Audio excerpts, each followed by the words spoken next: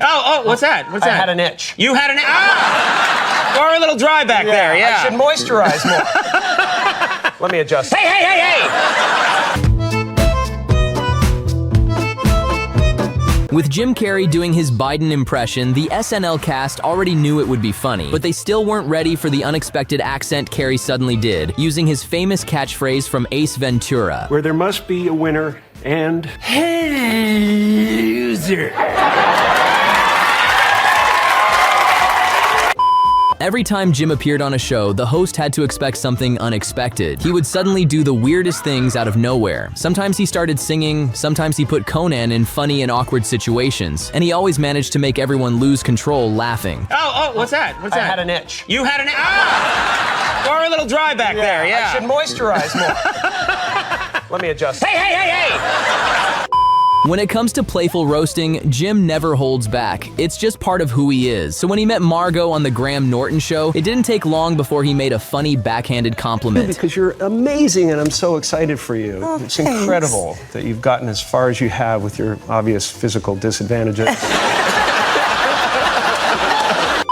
Impersonating Jay Leno was like a playground for Jim. The high voice, the quick head movements, and that famous big chin made it even funnier. And he didn't just copy the look perfectly, he added his own humor too, even throwing in a funny roast of Sinead O'Connor along the way. Can you imagine if she and Arsenio had a kid?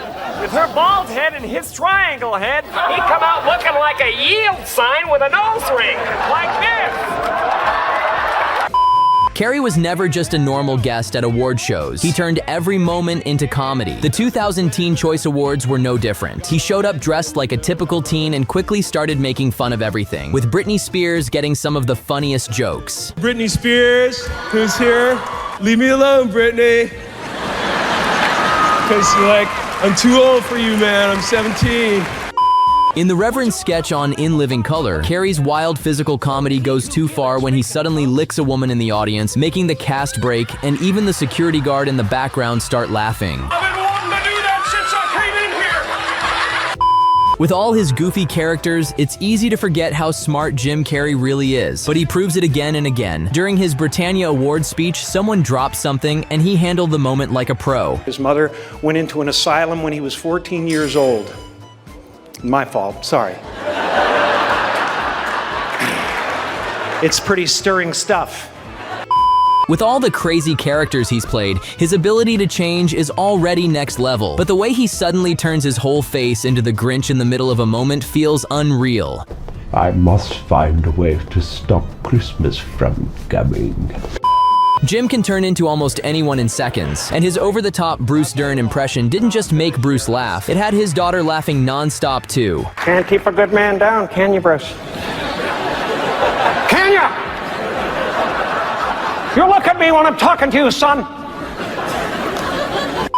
When it came to accepting awards, most celebrities gave long, dramatic speeches about their struggles, but he kept it simple and relaxed, making it clear he didn't really care. And when I dream, I don't just dream any old dream. I dream about being 3-time Golden Globe winning actor Jim Carrey.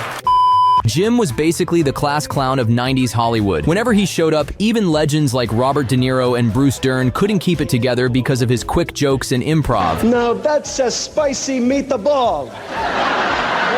Or Bruce Dern, where's the beef? And no one was safe, not even icons like Meryl Streep, who got a few playful jokes during what was supposed to be her tribute. At first I was a little nervous, I didn't know what she'd be like, but lucky for me, she was open and willing to learn.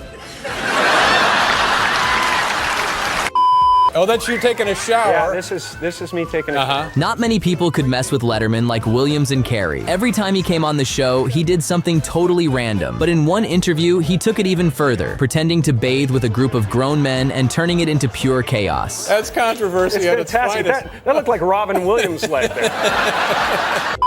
Carrey's humor wasn't just about being silly. He was also very sharp and sometimes felt like he could predict things. He even joked about how people might panic during disasters, which is almost exactly what happened during COVID. Whoa, it's an earthquake. Oh, my penis is coming out. Woo!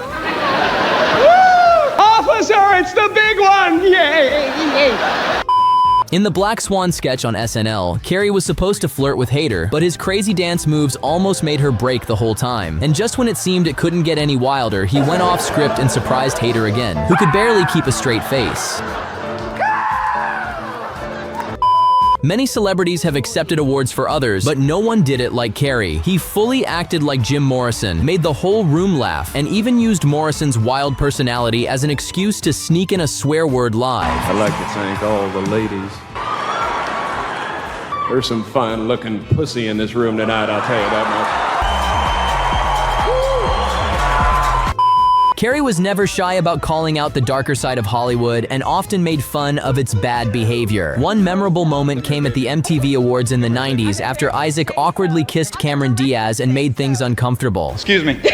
Come on, baby. When Jim later went on stage to accept his award, he jokingly gave Isaac a public taste of the same kind of forced kiss. Just to let you know, Jim Carrey does really kiss like that. You'd never expect anyone to outsmart Jim. He always has a joke ready, but that didn't stop his grandchild from beating him at every game and roasting him nonstop. He tells me, you know how you could win against me? And I say, how? And he goes, you could be born again in a different era. That's savage. Yeah. Jim just loves making people uncomfortable. From his iconic movies like Dumb and Dumber to driving talk show hosts crazy even years later, things may change, but his comedy never does. The question is not why are you growing a beard? The question is why am I growing a beard and still shaving my balls? When it comes to calling out the darker side of the movie industry, most celebrities play it safe, but Carrey never does. Whenever he gets the chance, he goes all in, like when he pretended there was a teleprompter mistake just to slip in his own message. For decades, Hollywood has relied upon a special kind of magic. This magic I'm referring to is LSD. It's animation. Wow. Very few comedians can do awkward humor like Jim. He fully leans into being goofy and embarrassing himself just to make people laugh. I was marked by the aliens. I'm not kidding around here. And that energy never left him, even on talk shows, especially with Jay Leno, where he somehow turned a random moment into a wild joke on live TV. If you follow this side of the triangle up, that you will eventually realize where the location of the space station is. With his ability to do crazy voices and movements, Carrey could even pull off something like heavy death metal. In one interview, he didn't just imitate the legendary band Napalm Death, he also joked in a way that felt like he was predicting the metalcore style that came later. You don't bring me flowers. I'm a little bit country. Carrey is the kind of guy who reached the top of Hollywood and then realized it's all a big joke, and one host learned that the hard way when she asked him how much fun he was having at Fashion Week. I wanted to find the most meaningless thing that I could come to and join, and here I am.